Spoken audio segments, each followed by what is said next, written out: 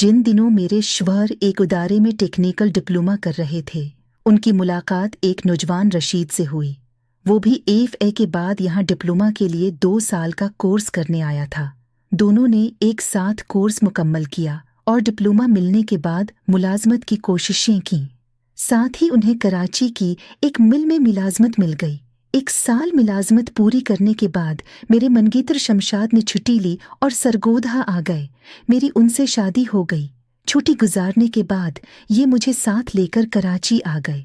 शमशाद ने जो मकान शादी से कबल कराची में हासिल किया वो साइट एरिया में था। इनको मिल आने जाने की सहूलत हो गई थी। मकान 2 बीड रूम और एक हाल पर मुश्तमिल था, जिसको बतौर ड्राइंग रूम इस्तेमाल किया जा सकता था।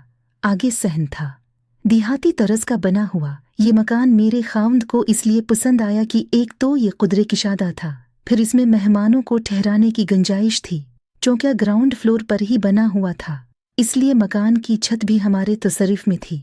ये मकान हमारी ज़रूरियात से ज़्यादा था।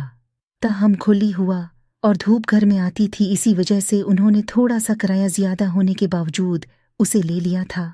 किराया की मद में कुछ पैसे सिसर साहब हमको भेज दिया करते थे।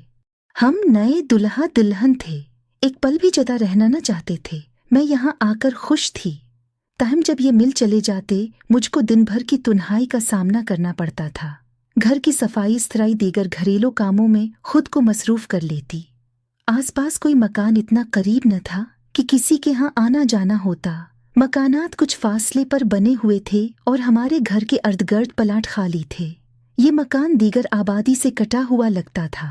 दिन की तन्हाई को खुशी से बर्दाश्त कर रही थी, चूँकि अपने खावंद से मोहब्बत करती थी।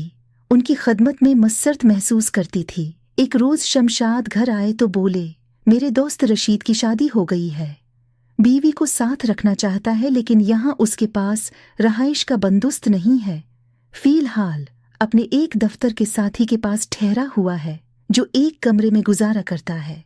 अगर तुम्हारी सलाह हो तो मैं उसे आधा मकान रहाइश के लिए ऑफर कर दूं। इस तरह किराया भी आधा आधा कर लेंगे और तुम तन्हाई से भी निजात पालोगी। मैंने बखुशी ये बात मान ली।